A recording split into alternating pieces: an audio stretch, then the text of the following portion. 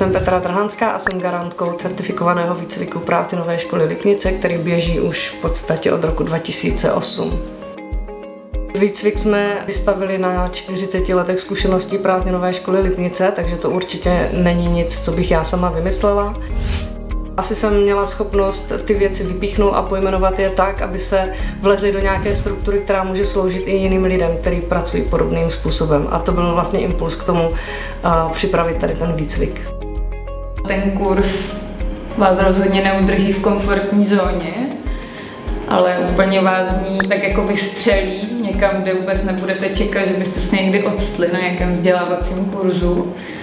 A pak vás tak jako zpětně poskládá a po těch 5 víkendech si uvědomíte, že jste dělali správně a postupně to budete zpracovávat do svého života.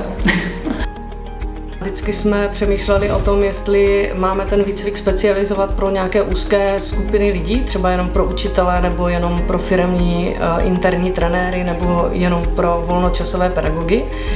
Ale opakovaně se ukazuje, že to, o čem lidi hodně často mluví, je, že právě obohacuje potkávat se s lidmi z jiného prostředí a také to hodně ukazuje univerzálnost té metodiky. Je to permanentní akce, aktivita a obohacující rozhodně je, protože jsem se dozvěděla spoustu nových informací. Doteď jsem si myslela, že dělám zážitkovou pedagogiku. Na prvním kurzu jsem zjistila, že to úplně tak nedělám a hrozně mě to jako posunulo v mojí práci. Tomuhle způsobu práce věřím právě proto, že je v něm místo pro všechno. I pro předávání informací a znalostí, i pro trénink nějakých dovedností, tak i proto vlastně dělat si svůj vlastní názor a kriticky myslet. A myslím, že je to třeba něco, co se v dnešní době ukazuje, že je absolutně stěžejní pro fungování zdravé společnosti. A že nás k tomu vlastně nikdo nevedl. Je to vlastně kurz nejen o zážitkové pedagogice, ale formou té zážitkové pedagogiky, takže si spoustu vlastně toho člověk uvědomí o sobě a i mimo to učení nějaké metodiky.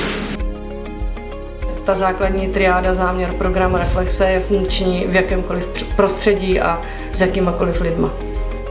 Protože jsem hodně dlouhou dobu spolupracovala s Gymnazionem, což je časopis pro zážitkovou pedagogiku, který rád otiskuje jako dobré příklady z praxe, tak mě vždycky potěší, když se tam píše o tom, že se někomu něco povedlo a že to bylo na základě toho, že absolvoval ten výcvik a potom na základě toho třeba upravil svoje aktivity, svůj program a měl z toho jak radost on sám, tak i jeho účastníci.